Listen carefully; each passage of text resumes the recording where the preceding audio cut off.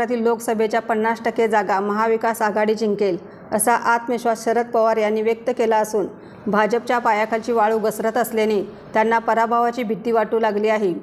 म्हणूनच ते फोडाफोडीचे राजकारण करीत असल्याचा हल्लाबोलही भाजपवर केला आहे। सन 1980 आम्हाला अनेक आमदारांनी सोडून इतर ठिकाणी गेले, मात्र त्या आमदारातील सुमारे 95% आमदारांना पराभव पत्करावा लागला असे सांगून शरद पवार म्हणाले की जे आम्हाला सोडून जातात त्यांना आम्ही रोखणार नाही, असेही त्यांनी यावेळी सांगितले। अजितदादा यांचा पुतण्या शरयू पवार यांनी व शरद पवार गटात प्रवेश केला आहे असे ते बारामती येथील कार्यालयात येऊन पत्रकार परिषद घेतली।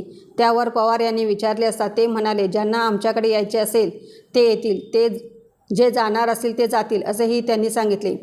शरयू पवार यांच्या बारामती येथील संदर्भात खासदार सुप्रिया सुळे यांनी पत्रकारांनी विचारले असता बारामतीमध्ये माझ्या प्रचारात शरयू पवार येऊन प्रचार करणार असेल तर मला आनंदच होईल, अशी प्रतिक्रिया त्यांनी दिली।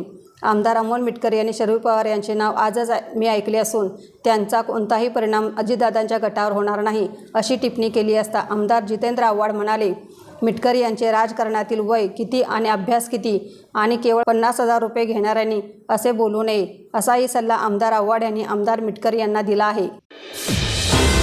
रणनीती न्यूज चॅनलला आजच सबस्क्राइब करा आणि रहा अपडेट।